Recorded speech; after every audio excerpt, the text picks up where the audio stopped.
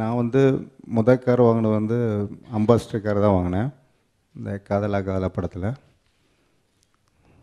நிச்சயமாக இந்த டைட்டில் ரொம்ப கேட்சிங்காக இருக்குது. அந்த டைட்டிலே ஒரு கதை தெரியுது.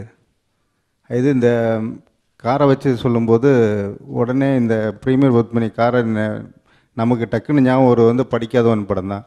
படிக்காதவன் படத்தில் வந்து அவர் சொல்கிறதெல்லாம் கேட்கும். லட்சுமி இந்த பக்கம் திரும்ப அந்த பக்கம் திரும்புன்னு சொல்லி அந்த காரை வச்சுட்டு பண்ணுறது தான் அந்த படமே. நிச்சயமாக அந்த படம் போல் இந்த படம் நல்ல ஒரு வெற்றி படமாக அமையணுமென்று எல்லாம் இறைவனை கேட்குறேன். மற்றும் இந்த குரூப்பில் எல்லோருக்கும் இந்த புது இயக்குனருக்கு வாய்ப்பு கொடுத்த கணேஷ் நல்ல ஒரு டேஸ்ட் உள்ள ஒரு தயாரிப்பாளர். அந்த விளம்பரத்துலேருந்து எல்லாத்துலேயும் கதையிலேருந்து சாங்லேருந்து எல்லாத்துலேயும் உட்காந்து பண்ணுற ஒரு தயாரிப்பாளர். நிச்சயமாக நல்ல ஒரு பேரும் புகழும் இந்த படத்தில் வேலை பார்க்குறோம். இந்த ஹீரோயின் அத்தனை பேரும் வாங்கணும் என்று இறைவனை கேட்டு விடைபெறுகிறேன். நன்றி, வணக்கம். முதல்ல அருண் பற்றி சொல்லி ஆகணும். சாதாரணமாக நமக்கு பச்சை பசேர்னு பார்க்கும்போது ரொம்ப ஒரு ஃப்ரெஷ்ஷான ஃபீல் கொடுக்கும். அந்த மாதிரி நம்ம மனுஷனுக்குள்ளே இருக்கிற நல்ல அழகான நெகிழ்வான மூமெண்ட்ஸை வச்சு ரொம்ப அழகான பண்ண ஸ்கிரிப்ட் தான் அந்த பண்ணையாரம் பத்மினி. கேட்டவுடனே நிறைய இடத்துல வந்து அந்த ஆனந்த பெருக்குன்னு சொல்லுவோமே மனசில், அது நிறைய இடத்துல ஏற்பட்டது. அருண் வந்து எக்ஸலண்ட்டான ஸ்கிரிப்ட் ரைட்டு. அந்த ஒரு ரிலேஷன்ஷிப்பில் இருக்கிற அந்த உறவுகளுக்குள்ளே இருக்க ஒரு ஆழத்தை ரொம்ப அழகாக சொல்லக்கூடிய ஒரு ஸ்கிரிப்ட், ரொம்ப அழகான ஸ்கிரிப்ட்.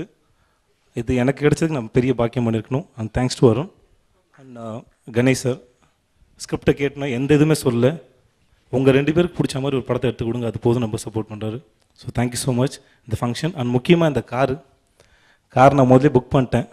படம் முடிஞ்சோடனே கார் நான் எத்தனை போடுவேன் யாருக்கும் தர மாட்டேன்னு சொல்லிட்டு. ஸோ எனக்கு ரொம்ப பிடிச்ச காரு. அண்ட் இந்த படத்தில் பெரிய பொறுப்பு என்னென்னா, அண்ணன் பாலா அண்ணன் தான் இதை ஷார்ட் ஃபிலிம் நடிச்சிருக்காரு, இந்த முருகேசன் கேரக்டர். ஸோ அது எவ்வளோ தூரம் நான் நடிக்க போகிறேன்னு தெரில. ஸோ இன்ஸ்பிரேஷன் அவர் தான். தேங்க்ஸ் பாலா. ஒன்றுமே சொல்லி நல்லா தானே கூப்பிட்டாங்களே. அண்ட் வந்தது எல்லாருக்கும் நன்றி. சாரி, நான் இன்னும் ஷூட்டில் இருந்தேன், அதனால் கொஞ்சம் வரது கொஞ்சம் லேட் ஆகிடுச்சு, மன்னிச்சிக்கோங்க சார்.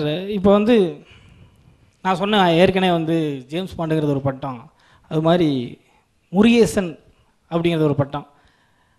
பண்ணையார் வச்சுருந்த காரை நீங்கள் வச்சுருக்க போகிறீங்க, எப்படி பார்த்துக்குவீங்க இதை? கண்டிப்பாக நீ பார்த்துக்கிட்டு. விஜய் சேதுபதி சாருக்கு நம்ம பத்மினியோட அற்புதமான விஷயமான அந்த சாவியை அவருக்கு இப்போ வழங்க போகிறோம். அதுக்கு படக்குழுவையும் இயக்குனரையும் திரு ப்ரொடியூசர் MR கணேஷ் அவர்களையும் மேடைக்கு வருமாறு கேட்டுக்கொள்ளும்.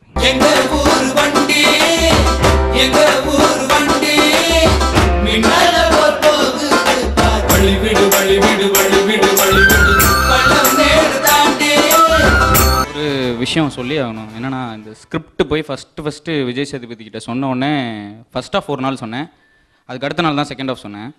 ஸோ ஃபஸ்ட் ஆஃப் சொன்ன உடனே அவர் ஆக்சுவலாக நான் போய் சொல்லி முடிச்சுட்டு வரேன், அப்போது அடுத்து 2 பேர் நிற்கிறாங்க ஸ்கிரிப்ட் சொல்கிறதுக்கு. அந்த கதையை கேட்டுட்டு அடுத்த நாள் நான் வந்து பொறுமையாக எங்களுக்கு வந்து இவர்கிட்ட டைம் அப்போ வந்து ஒரு மணி நேரம் தான் இருந்தது கதை சொல்கிறதுக்கே. ஆனால் நான் 1.5 மணி நேரம் ஃபஸ்ட் ஆஃப் மட்டுமே சொன்னேன்.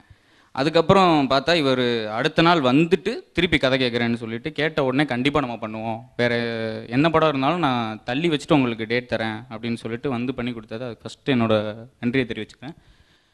அப்புறம் இந்த படத்தில் காமெடி கேரக்டர் பண்ணியிருக்காரு. அது கொஞ்சம் பீடன்னு சொல்லிட்டு ஒரு கேரக்டர் பீடத்தனமாகவே பண்ணியிருக்காரு. அது இவர் தான் பண்ணியிருக்காரு. இவ்வளோ நேரம் வாய் அடித்தது இவர் தான் எங்கள் படத்தோட மெயின் காமெடியன். அப்புறம் அதான் கார் ஓட்ட தெரியாத பண்ணையார் கார் வாங்கிட்டார். அதுக்கப்புறம் அதை ஓட்ட வரும்போது அப்படியே படம் வந்து இவர் டேக் ஆஃப் பண்ணிட்டு போயிடுவார். ஸோ இப்படி தான் இருக்கும். ரொம்ப யதார்த்தமான ஒரு கிராமத்து கதை. கண்டிப்பாக நல்லா வரும்னு நம்புகிறோம். படத்தில் ஒரு இடத்துல கூட துளி கூட நெகட்டிவ் எனர்ஜி இல்லாத ரொம்ப பாசிட்டிவான ரொம்ப அழகான ஒரு படம். மொத்தமாக பண்ணையாரம் பத்மினியில் கெட்டவங்களே கிடையாதுன்னு தான் சொல்லலாம். அந்தளவுக்கு ரொம்ப அழகான படம்.